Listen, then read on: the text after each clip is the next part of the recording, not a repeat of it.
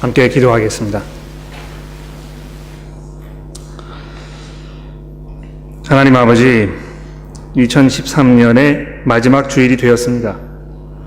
지난 1년 동안 저희들이 하나님의 말씀을 읽고 생각하며 기도하게 하시고 또 그 말씀을 저희 삶 속에 순종하기 위해서 저희가 생각하고 또 수고하며 또 기도하고 노력하게 하신 것을 하나님 감사합니다. 하나님, 저희들의 그 변화되는 이 작업이 평생 이루어져야 할 것임을 기억하면서 오늘 저희가 주의 말씀을 들을 때에 이 말씀에 순종하는 삶을 살게 도와주시고 우리가 걸어가야 할 그리스도인의 삶의 모습이 우리 가운데 더 분명해지는 그런 귀한 시간이 되도록 도와주시기를 간절히 기도합니다. 예수 그리스도의 이름으로 간절히 기도합니다. 아멘. 저희가 계속해서 고린도전서의 시리즈를 살펴보고 있는 중에 있습니다. 오늘 14장 말씀을 보게 되었는데요. 누차 말씀을 드리는 것이지만 14장에 있는 말씀은 12장에서부터 계속 연결돼서 이 한 가지 중심 주제를 우리에게 계속 이야기하고 있습니다. 어떻게 하면 교회 안에서 이 영적인 삶의 모습을 살아갈 것인가, 이 문제를 다루고 있는 것입니다. 어떤 것이 영적인 것인가, 이 문제를 다룬다는 것이죠. 이미 12장에서 이 영성의 문제에 대해서 이야기하면서 예수 그리스도의 주 되심에 대해서 이야기했습니다. 어떤 그 특별히 우리가 이제 일반적으로 이야기하는 어떤 그 성령의 것, 어떤 그 영적인 것, 이런 것하고 그것과 이제 반대되는 것으로 어떤 그 너무 지적이고 또 너무 이 성경을 연구하고 파들고 하는 이것이 두 가지 상반되는 것인 것처럼 많은 분들이 생각하는 경우가 있습니다. 그래서 제가 오늘 주보에도 말씀을 드렸는데 이 교회를 들어갔을 때 그 교회의 이제 분위기가 너무 딱딱하다, 또 이 분위기가 너무 건조하다, 이 전체 교회의 어떤 그 돌아가는 모든 모습들이 영적이지 아니하고 또 그 기쁨과 이런 것이 충만하지 아니하고 너무 이것이 지적이고 침체되어 있고 건조하고 딱딱하다, 이렇게 해서 이것 아니면 저것 이렇게 우리가 구별하는 성향이 있습니다. 또 그래서 이 어떤 그 영적인 것이 있는가 하면 그것과 반대되는 것으로 해서 이렇게 이런 모습으로 살고 있으면 이것이 영적인 것이 아닌 것처럼 우리가 쉽게 단정을 지어버린다는 것입니다. 그러나 사도 바울이 계속해서 고린도전서 12장, 13장, 14장을 통해서 이야기하고 있는 것이 무엇입니까? 이 진정한 영성이라는 것은 예수 그리스도께서 내 삶의 주인이시고 내가 그분을 의지하고 그분의 말씀에 순종하고 그분의 죽으심과 부활하심을 내가 의지하는 삶을 살아가는 그 삶의 모습 가운데 있다는 것을 우리에게 계속 말씀하고 있는 것입니다. 그런 그 컨텍스트 안에서 과연 교회 안에서 우리가 어떻게 이 은사를 서로 사용할 것인가, 이 문제를 지금 다루고 있다는 것입니다. 그래서 오늘 우리가 우리에게 주어진 본문 말씀을 조금 더 뒤로 넘어가서 오늘은 제가 지난주에 다루지 못했던 20절의 말씀부터 시작해서 40절까지를 오늘 돌아보도록 그렇게 할 것입니다. 자, 여러분 20절의 말씀을 잠깐 살펴봐 주십시오.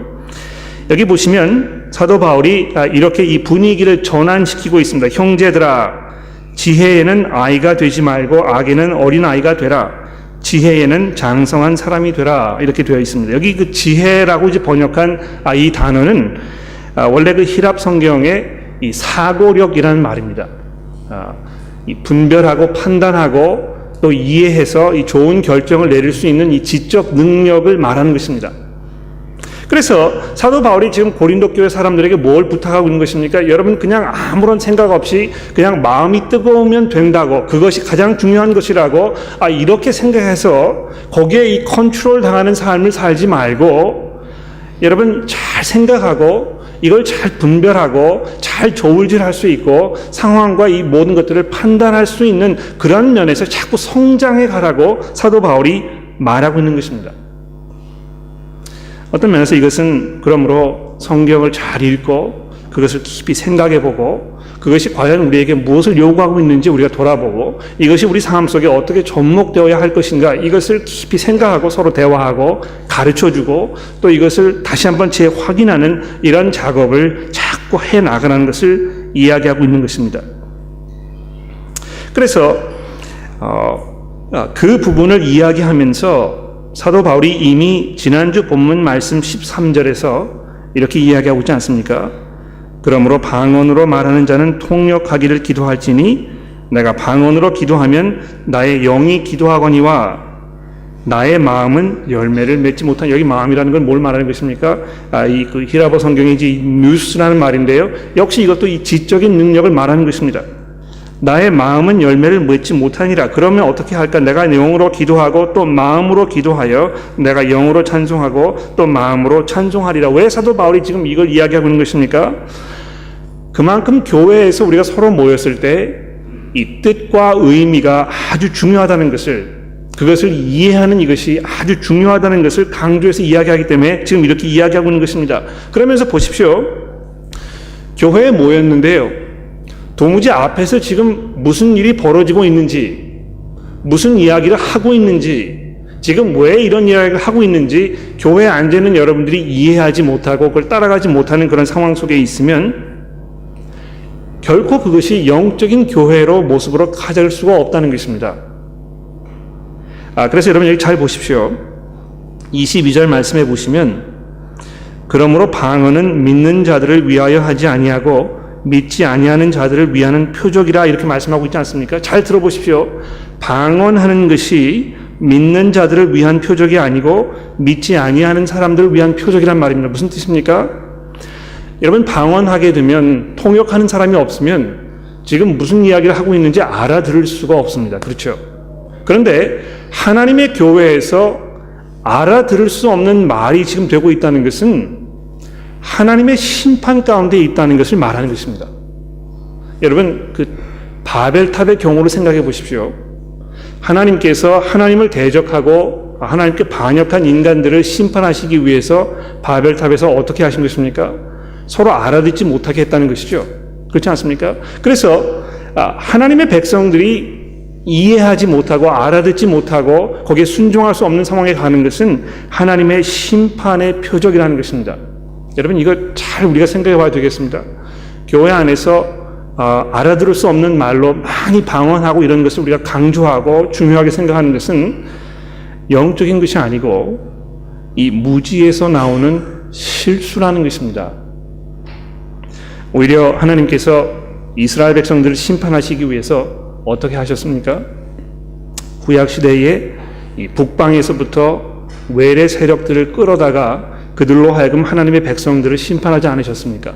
이사야서에 보게 되면 그렇게 이야기합니다. 너희들 가운데 이방인의 목소리가 들릴 때 곧 하나님의 심판이 이제 너희 가운데 직접 임했다는 것을 너희가 알게 될 것이라고 말씀하고 있다는 것이죠. 마치 그런 것입니다. 그러므로 교회 안에서 성도들이 잘 이해하고 잘 생각하고 판단하고 분별력을 가질 수 있도록 해주는 것이 교회에서 가장 중요한 것 중에 하나라는 것입니다. 그러므로 여러분 교회에 오실 때요, 정신을 다른 데 두고 오지 마십시오. 다시 말해서 그것은 아침에 조금 일찍 일어나시고 그러시기 위해서 그 전날 좀 일찍 주무시고 아침에 일어나시면 기분이 상쾌해서 맑은 정신으로 아침 식사 잘 하시고 그렇게 해서 교회에 오시라는 것입니다. 그렇게 해야 맑은 정신으로 하나님의 말씀을 잘 듣고 사리 판단을 잘 할 수 있게 되는 것입니다. 그냥 허겁지겁 아무런 생각 없이 그냥 나는 교회 간다 이렇게 해서 교회 오지 마시고 좀 더 의도적으로 내가 오늘 교회에 가서 하나님의 말씀을 잘 듣고 이것이 내 삶 속에 뭘 이야기하고 있는지 내가 잘 판단해 봐야 되겠다. 이런 마음을 가지고 교회에 오셔야 한다는 것입니다. 오히려 모여있는 그 회중이 거기에서 진행되고 있는 이것을 듣고 그것을 이해하게 되었을 때에 얼마나 놀라운 그 결과를 얻게 될지에 대해서 24절에 말씀하고 있죠. 그러나 다 예언하면 믿지 아니하는 자들이나 알지 못하는 자들이 들어와서 모든 사람들에게 책망을 들으며 모든 사람에게 판단을 받고 그 마음에 숨은 일들이 드러나게 되므로 엎드려서 하나님께 경배하며 하나님이 참으로 너희 가운데 계신다 전파하리라. 즉 다시 말해서 우리가 이렇게 서로 알아들을 수 있고 서로 이해가 될 수 있고 이런 모습으로 우리가 지금 서로 만나고 있으면 이 가운데에서 믿지 않으시는 분들이 오셔가지고 그걸 듣고 이해하게 된다는 것입니다. 그리고 이해하게 되면서 내가 하나님 앞에 죄인이구나.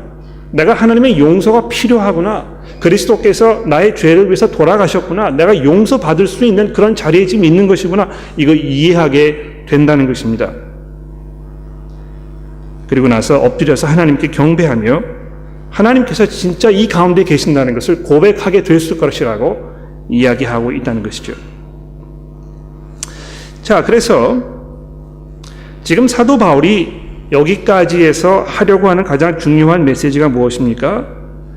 은사를 사용하는 일에 있어서 가장 중요한 원칙은 그 은사를 사용하는 것이 공동체에 유익한 일인가 아닌가를 꼭 살펴보라는 것입니다. 하나님께서 우리에게 은사를 주셨기 때문에 그 은사들이 그 적절한 때와 상황과 여건에 따라서 굉장히 놀라운 그런 은혜가 될 그런 시기와 때가 분명히 있을 것입니다. 그러나 내가 어떤 은사를 가지고 있다고 해서 반드시 그것을 항상 늘 사용해야 되냐 하면 그렇지 않다는 것입니다. 경우에 따라서는 이것이 그 시간, 그 순간 이 교회 여러 공동체에 도움되지 않는다면 잠시 그것을 쉬고 멈추는 것도 영적인 것이고, 그렇게 하기 위해서는 이 분별력과 판단력, 이 지혜 있는 삶을 사는 것이 얼마나 중요한 것인가, 이거 지금 사도 바울이 이야기하고 있는 것입니다. 그래서 26절 결론해 보십시오. 그런즉 형제들아 어찌할까?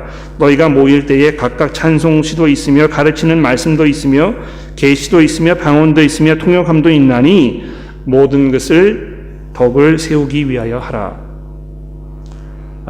덕담을 하라는 얘기가 아닙니다. 그냥 서로 기분 좋게 하기 위해서 이렇게 하라는 것이 아니고요. 이 교회 안에서 덕을 세우라는 말 뭘 말하는 것입니까? 우리 안에 그리스도의 모습이 형성되어 갈 수 있도록 서로를 가르치고 인내해주고 참아주고 또 이끌어주고 돌아봐주고 안아주고 상처를 감싸주는 그 삶을 살아가라고 사도 바울이 말씀하고 있는 것입니다.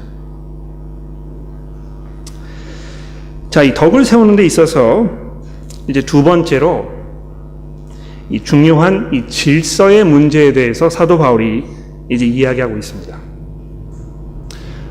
첫 번째 중요한 것은 서로 이해할 수 있게 되는 것입니다. 이해를 도모하기 위해서 우리가 어떨 때는 우리의 은사를 조금 뒤로 빼기도 하고 또 그걸 적극적으로 사용하기도 하고 이런 아주 유동적인 이런 성숙의 모습이 저희 가운데 있어야 하는 것이 첫 번째 원칙이고, 두 번째 원칙은 무엇입니까? 교회 안에서 정말 그것을 잘 도모하기 위해서 교회의 질서를 유지하라는 것입니다. 막 우왕좌왕하고 지금 뭐가 어떻게 돌아가는지 알 수가 없고 그런 상태로 교회에 모이지 말라는 것이죠.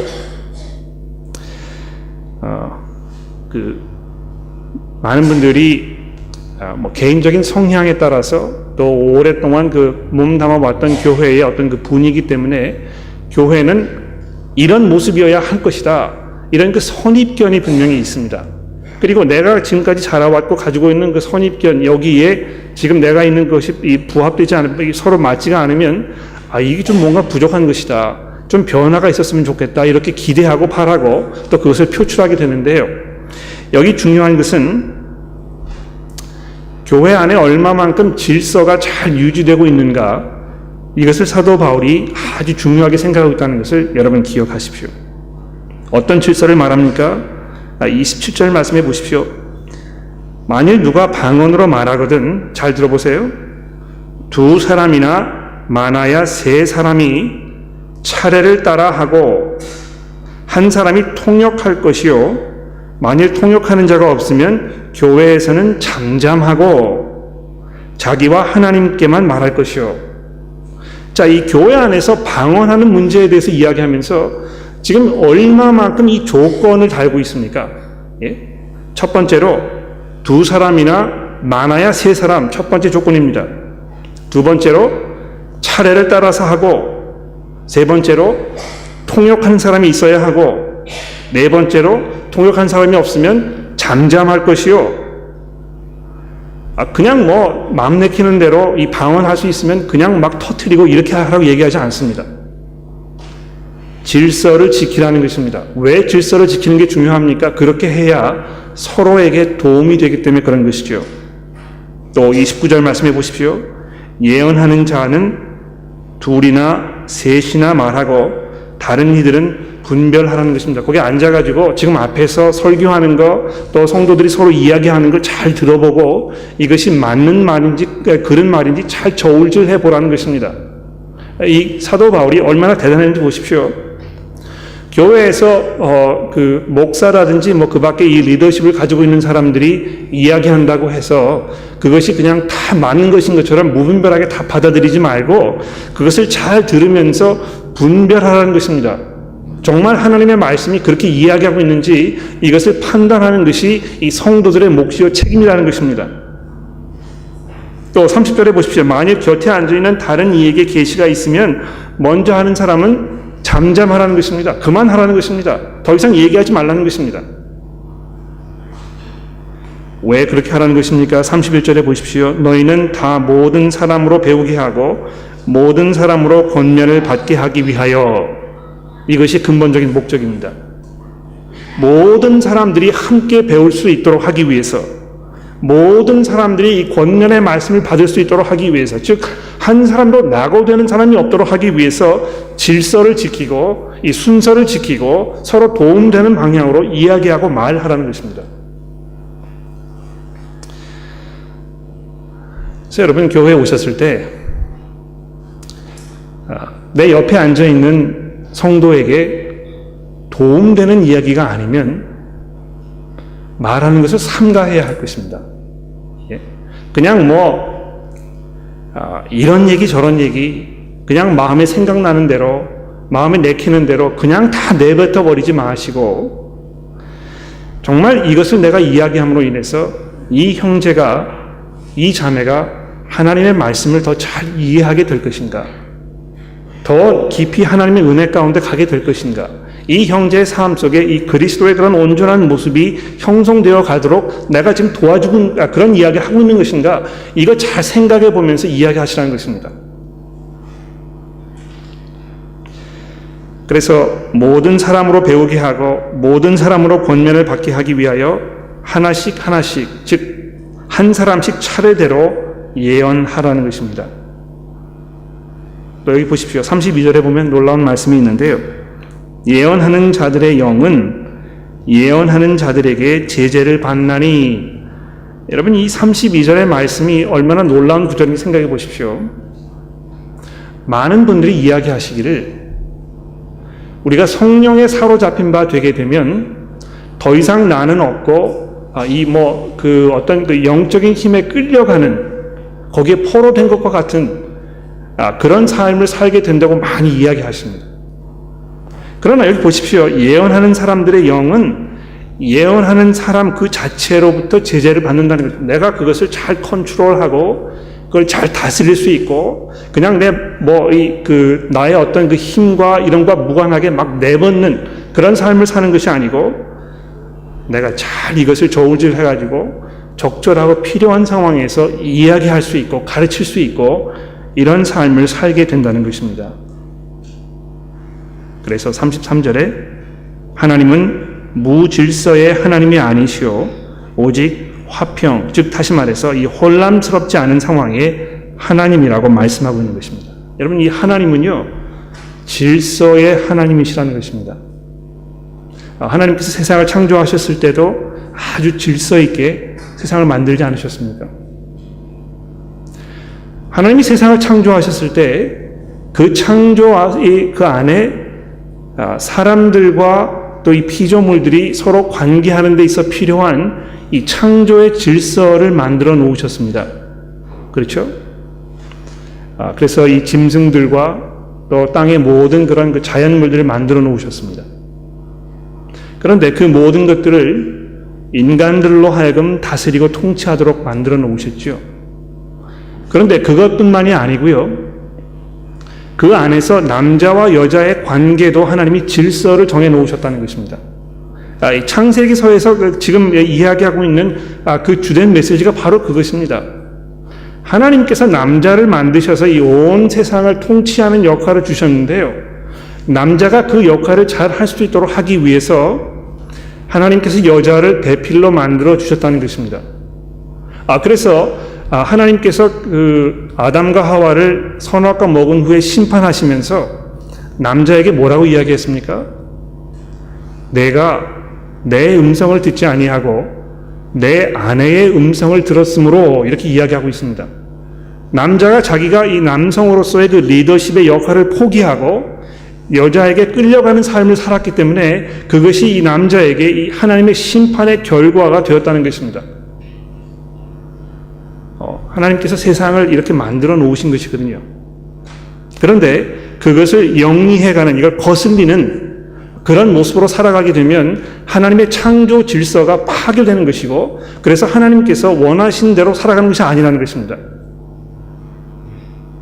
얼마나 이 질서라는 것이 중요한지 계속해서 사도 바울이 33절 후반부부터 이렇게 이야기하고 있습니다. 모든 성도가 교회에서 함과 같이 여자는 교회에서 잠잠하라. 그들에게 말하는 것을 허락함이 없나니 율법에 이른 것 같이 오직 복종할 것이요, 만일 무엇을 배우려거든 집에서 자기 남편에게 물을 주니 여자가 교회에서 말하는 것은 부끄러운 것이라. 정신이 번쩍 나시죠? 네? 자, 여러분, 옆에 계시는 분들과 함께 이 33절부터 35절의 말씀을 들으신 후에 여러분 머릿속에 처음 떠오르는 생각, 단어 하나를 서로 한번 얘기해 보십시오.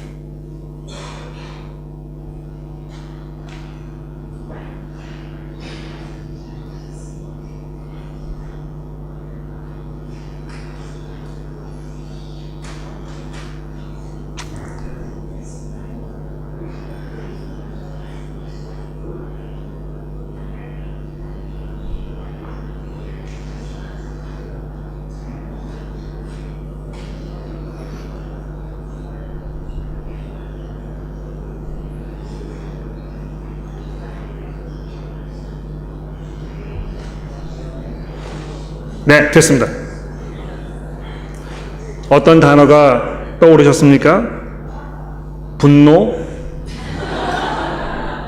당황스러움, 뭐 이런 단어가 떠오르셨습니까? 여러분, 이것을 우리가 감정적으로 접근하지 말고 분별력을 가지고 차근차근 잘 한번 생각해 봅시다. 첫 번째로, 모든 성도가 교회에서 함과 같이 사도 바울이 운을 떼고 있죠. 다시 말해서 이것은 어떤 특별한 상황과 특별한 시대적 배경을 두고 이야기하고 있지 않다는 것입니다.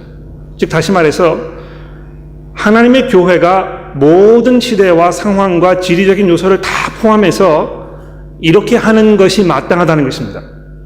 모든 성도가 교회에서 함과 같이, 이것이 하나님께서 모든 성도들에게 원하시는 바라는 것이 첫 번째 말씀입니다. 두 번째로,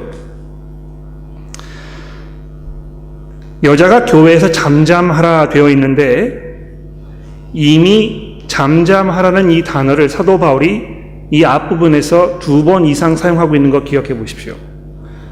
여자에게만 잠잠하라 이야기하지 아니하고 어떤 상황에서 잠잠하라고 얘기했습니까? 만약 통역하는 사람이 없으면 방언하는 사람도 잠잠하십시오. 이거 중요한 것입니다. 또 30절 말씀해 보십시오. 만일 곁에 앉아있는 다른 이에게 계시가 있으면 먼저 예언하던 사람도 잠잠하라는 것입니다. 어떤 면에서 사도 바울이 지금 여성 한 그 집단을 타겟으로 해가지고 그 사람들에게만 잠잠하라고 이야기하고 있지 않다는 거 여러분 기억하십시오. 굉장히 중요한 부분입니다. 지금 사도 바울이 여기서 이야기하려고 하는 것은 어떤 그 권리, 어떤 그 인권, 남녀 평등 뭐 이런 문제를 지금 이야기하는 것이 아니고 교회 안에서의 이 질서가 얼마나 중요한 것인가 이야기하고 있다는 것입니다. 네 번째로, 분명히 지금 사도 바울이 남편과 아내의 관계에 대해서 얘기하고 있습니다.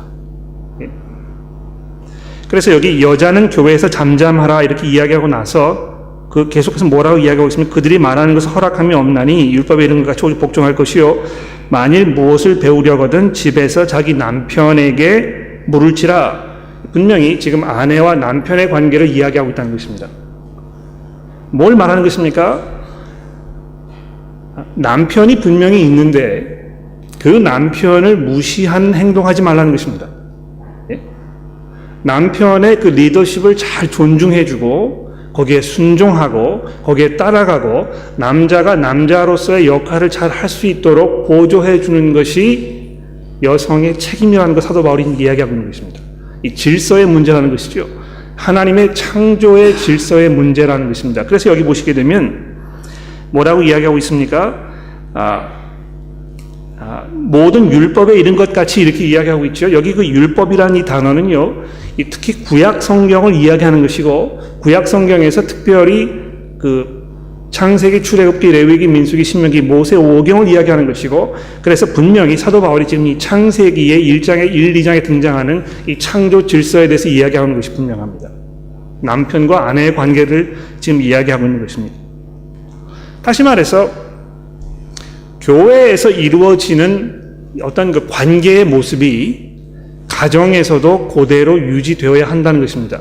가정에서 이루어지는 그 모습을 보게 되면 교회 안에서도 어떤 일이 벌어지고 있는지 알 수 있게 된다는 것입니다. 제가 그런 이야기를 많이 듣습니다. 많은 교회들 가보게 되면 남자들은 뭐 다 뒷전에 앉아 있고 여성분들이 다 이 팔을 걷어붙이고 사역을 하고 리더십을 발휘하고 이끌어 나가고 있다는 것이죠. 10중 8구 그 집안을 들여다보게 되면 그 집안에서는 남자분들도 가정에서 그렇게 하실 것입니다. 남편으로서의 어떤 그 영적인 리더십이나 이런 것이 전혀 없고 그냥 부인에게만 계속 의지하는 것입니다. 그런데 그런 모습으로 살지 말라는 것이고 그런 모습을 가지고 교회에 오지 말라는 것입니다. 분명히 하나님께서 남자들에게 이 가정에서 교회에서 영적 리더십을 발휘할 수 있는 이 책임을 지금 부여하셨다는 것입니다. 그런데 그 질서를 뒤집어 엎으려고 여성들이 막 이렇게 그 남편을 무시하는 행동을 교회에서 하지 말라는 것을 지금 사도 바울이 이야기하고 있습니다. 마지막으로 여자가 교회에서 잠잠하라 하는 이 말은 교회에 오게 되면 입을 전혀 열지 말라는 이야기가 아니라는 거 기억하십시오. 오늘 뭐 이 앞에 이제 그 우리 유니스 교우님 나오셔서 찬송 인도하셨는데 그 잘못된 것인가? 또 저희 교회 성경 봉독하시는데 여성 교우분들 나오셔서 성경 봉독하시죠? 잘못된 것인가? 기도 인도하시는데 잘못된 것인가? 그렇지 않다는 것입니다. 여러분 기억하십니까? 고린도전서 11장에 보게 되면 이미 사도 바울이 이 5장 11장 5절과 6절에서 교회에서 여자들이 기도하는 모습, 예언하는 모습에 대해서 이야기하면서 어떤 그 특별한 그 조건을 좀 달고 있는 거 볼 수 있습니다. 그거 보게 되면 사도 바울이 무조건적으로 교회에서 여자들이 잠잠하라고 이야기하고 있지 않다는 걸 이야기하십시오. 여기 중요한 것은 남편을 무시하면서 자기를 내세우고 또 남편이 드러나지 않도록 자기가 이 앞서 나가는 그런 행동을 하지 말라는 걸 사도 바울이 지금 이야기하고 있는 것입니다. 자, 그러면 그런 질문을 아마 하시게 되겠죠. 그러면 남편과 같이 있지 않은 사람은 어떻게 할 것인가? 독신 여성은 어떻게 할 것인가? 이런 문제를 아마 많은 분들이 질문하실 것 같아요. 그런데 지금 사도 바울은 이 이야기를 하면서 그 문제를 다루고 있지 않습니다. 그 문제를 이야기하려고 지금 이것을 이야기하고 있지 않다는 것입니다. 중요한 것은 교회 안에서 잘 질서를 유지하는 것이 중요한 것이고 질서를 유지해야 하는 그 이유는 서로에게 도움이 되고 세워주는 일이 중요한 것이기 때문에 그런 것이고 그것을 우리가 증거하면서 하나님께서 만들어 놓으신 이 창조의 질서를 잘 생각해보고 그것이 교회와 가정에 잘 적용될 수 있도록 수고하고 노력하라는 것입니다. 자, 그리고 나서 보십시오. 36절에 이렇게 결론을 짓고 있습니다. 하나님의 말씀이 너희로부터 난 것이냐? 또 너희에게만 임한 것이냐? 만일 누구든지 자기를 선지자나 혹은 신령한 자로 생각하거든 내가 너희에게 편지하는 이 글이 주의 명령인 줄을 알라. 지금 사도 바울이 지어낸 이야기라든지 자기 생각을 이야기하는 거라든지 어떤 특별한 상황에 맞는 그런 한정적인 이야기를 하는 것이 아니고 이것이 하나님께서 온 교회 모든 사람들에게 일괄적으로 주고 있는 말씀이라는 것을 기억하라는 것입니다. 그런즉 내 형제들아 예언하기를 사모하며 방언 말하기를 금하지 말라. 모든 것을 품위 있게 하고 질서 있게 하라. 하나님의 말씀이 우리 가운데 질서를 가져다 줍니다. 그 말씀을 우리가 어기고 우리의 생각과 우리의 문화와 우리의 자라난 환경과 우리가 지금 살고 있는 이 사회의 어떤 그 흐르는 방향, 이것을 자꾸 따라가게 되었을 때 우리 가운데 분명히 무질서의 혼란이 오게 될 것입니다. 그렇게 하지 말라는 것입니다. 하나님의 말씀으로 우리가 다스림을 받고 그렇게 했을 때 교회로서의 본연의 모습을 갖추어 나가게 될 것입니다. 자, 제가 각오를 단단히 하고 왔는데요. 여러분 그 질문이 아마 많이 있으실 것 같아요. 그래서 이렇게 하겠습니다. 우리 그 찬송을 한 곡을 부르고 그리고 나서 질문 시간을 가지고 그리고 폐회하도록 하겠습니다. 찬송 우리가 한 곡 하면서 여러분 생각을 좀 잘 정리해 보시고 질문이 있으시면 잘 생각하셨다가 제가 한 두세 문제 정도만 질문을 받아보도록 그렇게 하겠습니다. 네, 질문을 두 가지 정도만 받아보고 시간이 되면 세 개까지도 생각을 해보도록 하겠습니다. 질문이 있으시면 손을 들어주시면 우리 윤형진 교우님께서 마이크를 가져다 주시겠습니다. 질문 있으십니까?